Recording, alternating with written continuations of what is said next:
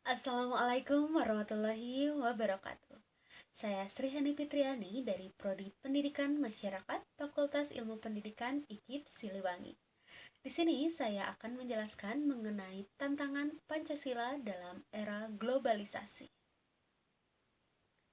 Salah satu buah dari globalisasi ialah teknologi digital yang menyebabkan perubahan besar bagi dunia.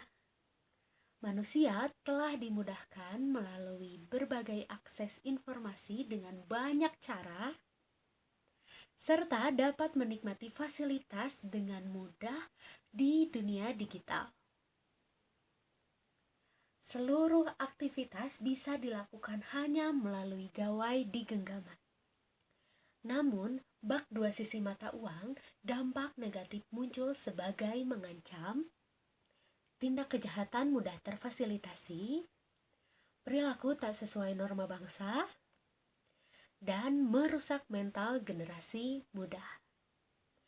Informasi-informasi palsu yang merambah ke berbagai sisi kehidupan seperti ekonomi, politik, sosial, budaya, bahkan mampu mengoyak kedamaian di tahun-tahun politik. Kita mengalami itu. Indonesia tentunya harus menjaga diri agar tidak terjerumus dalam adiksi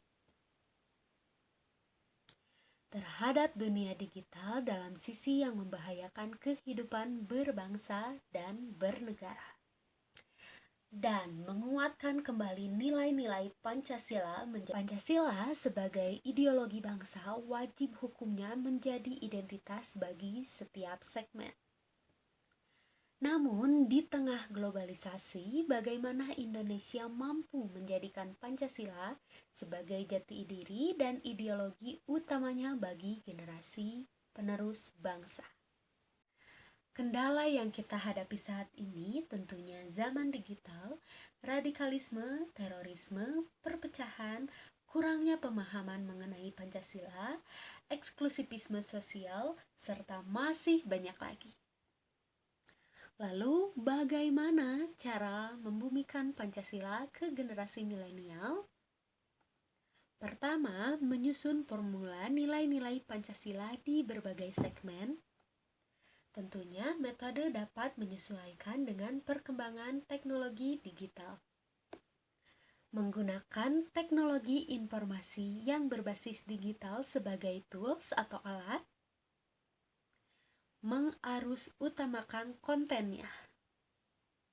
Media-media, konten-konten harus memastikan bahwa itu bagian dari Pancasila. Tentunya harus dikemas dengan menarik dan dibutuhkan.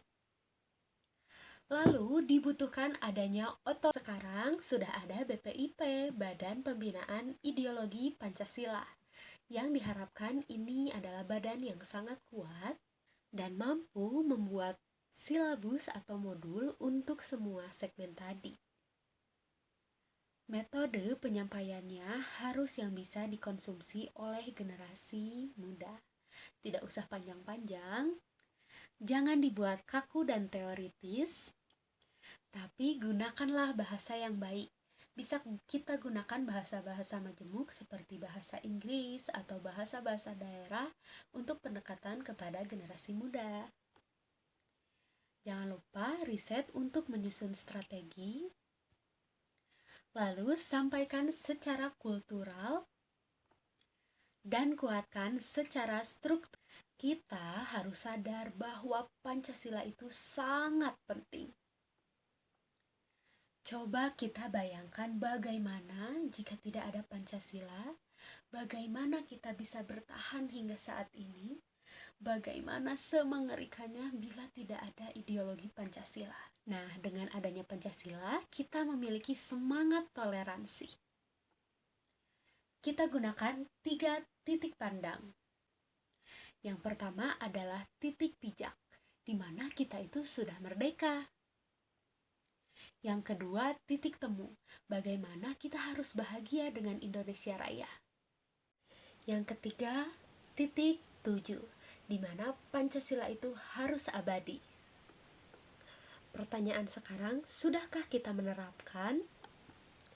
nilai ketuhanan, prinsip kemanusiaan yang universal, nasionalisme yang tidak sempit,